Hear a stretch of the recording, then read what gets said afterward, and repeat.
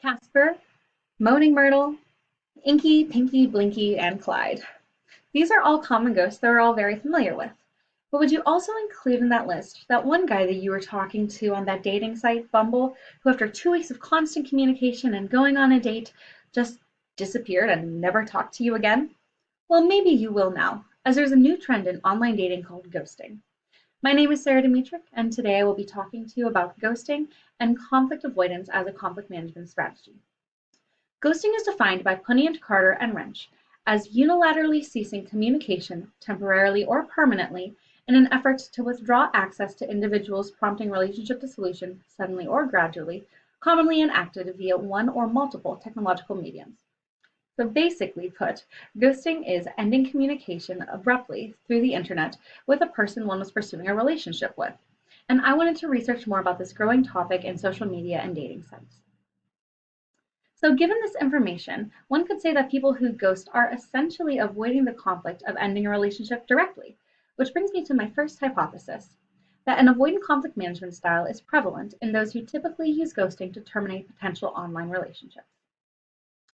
According to McCorkle and Reese, how one approaches a conflict is called a conflict management style, and there are 5 different types based on self and other goal achievement.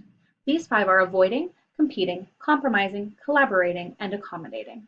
The one we're going to focus on is the avoiding conflict management style, which is where a party is not concerned with accomplishing their own goals or helping the other party reach their goals.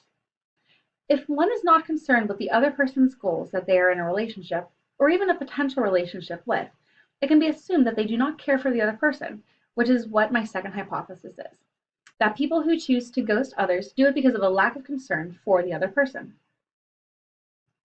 Avoiding a conflict can play a direct role in relationship dilution, as researcher Starks says, and with social media on the rise, it's even easier to avoid a conflict by hiding behind a screen. In a study that was done by Zhang et al., it was found that if a partner has uncertainty in the relationship, they are more likely to avoid the conflict. The same goes for those who want to protect either themselves or their relationship, as they are also prone to engage in avoidance as well. However, avoiding could lead to a demand withdrawal cycle. From research by Liu and Roloff, the demand withdrawal cycle is when one party is involved in a conflict and demands to address the conflict. However, the other party decides to withdraw and avoids dealing with the conflict. The more the one party demands, the more that the other withdraws. And the more that the other withdraws, the more the other demands. And this cycle can be very difficult to break. It can also be especially difficult to break in an online setting, specifically because it can be even more prolonged and more intense than a face-to-face relationship would be. In looking at online relationships, they seem to be very rapidly increasing, as peer research found that the amount of users of online dating sites aged 18 to 24 has tripled since 2013.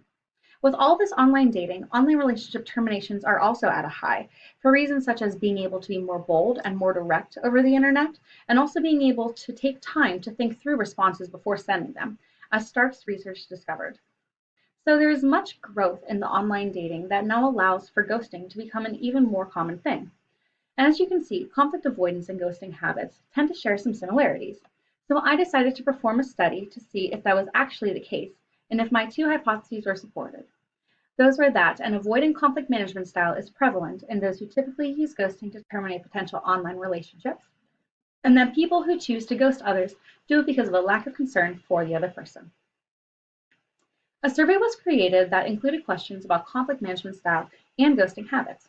15 items were from McShane's conflict management style orientation scale in order to determine each participant's overall conflict management style. 5 items were additionally included that determined ghosting habits. The survey was then administered by YSU students through student emails and on social media sites as well. In order to be accurate, participants of this study had to use online methods for either initiating, maintaining, or deteriorating a romantic relationship in order to take the survey. 85 usable participants took this survey, and when the results came back, I first figured out each of the participants' conflict management style out of the 5 that were discussed prior, and those were then compared to their personal ghosting habits. Out of my research, there were only 10 participants who had the avoidant conflict management style, with the most having the collaborative style at 35 participants. As far as ghosters were concerned, there were 49 individuals who reported ghosting someone at least once. If we were looking at those with the avoidant conflict management style, only 5, which is half of them, had ghosted someone in the past, and an even smaller amount had reported being ghosted. This shows that there's no direct correlation between a conflict avoidant management style and ghosting habits, because if there had been a correlation, all of the participants with a conflict avoidant management style would, in theory, have all been frequent ghosters. Though it can make sense as to why those with an avoidant conflict management style wouldn't be frequent ghosters, as they probably wouldn't put themselves in a situation where there would be difficulty and conflict, and so in turn, they just avoid getting into the situation altogether. The reason we didn't see many participants with the avoidant conflict management style could be also because of culture. America is typically an individualistic culture, one in which Triandis's research says does not commonly have many conflict avoiders as compared to a collectivist culture. Individualistic cultures tend to be more concerned with their own cultures rather than others, so we see a lot of people that have little difficulty in ending a relationship as they are naturally not concerned with the other person's goals, as Triandis says. Yet, in collectivist cultures, they do value the other's goals just as much as their own, and they try to save face as well as the other's goals, and so to do that, they will avoid a conflict. An interesting finding was that the mean age for the avoiding conflict management participants was higher than the mean age overall. This could potentially be due to having 4 of the 10 participants who were in avoiding conflict management style be aged 50 or older. This demographic isn't typically known to engage in online dating sites as much as younger ones are.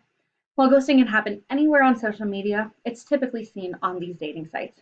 If we were to look back at the graph from Pew Research, in comparing the numbers, while dating has increased in the 55-plus age range on dating apps, it's not nearly as prominent as the increase in the 18 to 24-year-old range. Additionally, a negative correlation was found between the age and ghosting habits, which isn't all that surprising. As the age increases, ghosting decreases. Ghosting is a relatively new concept, one in which the older generations haven't had much experience with, as it's developed with online media and dating apps.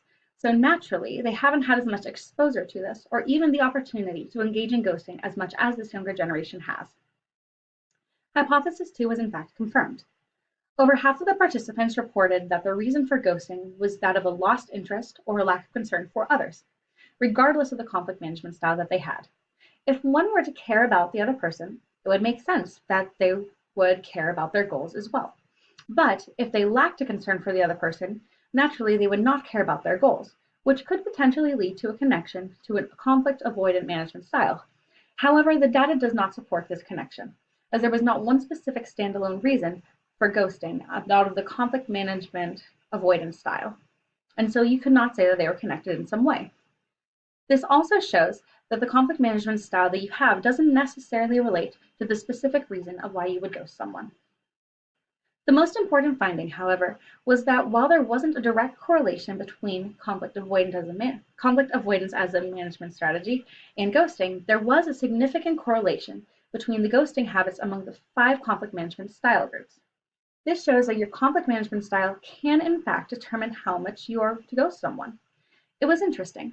Those who had a collaborating style showed to be the least likely to ghost someone, which makes sense. They would probably prefer to approach the conflict with the partner and discuss the problem going on, even if it were to end to a relationship termination. On the other hand, those with a compromising style were found to be the most likely to ghost someone, which can also make sense, as compromising is trying to find a common ground and sacrificing something for the other party. However, in a relationship that you don't want to be in, you can't really find a common ground and you can't really sacrifice something for that. And so there's no way out of it besides to ghost. The significance of this correlation could be due to multiple variables as well, like self-protection, that factor into conflict management styles, and not just the variable of goal orientation, which is what my research was specifically focused on. Knowing that there is a distinct correlation between conflict management style and ghosting is important, as it can potentially predict who's more likely to ghost. Yet to fully be able to make this claim, further research should be done. Additionally, looking at a more specific age group would be beneficial to get a more accurate reading on modern-day ghosting without older outliers. With this research being done, who knows? We may one day be able to swipe left on ghosters even before they have the chance to ghost us. Thank you.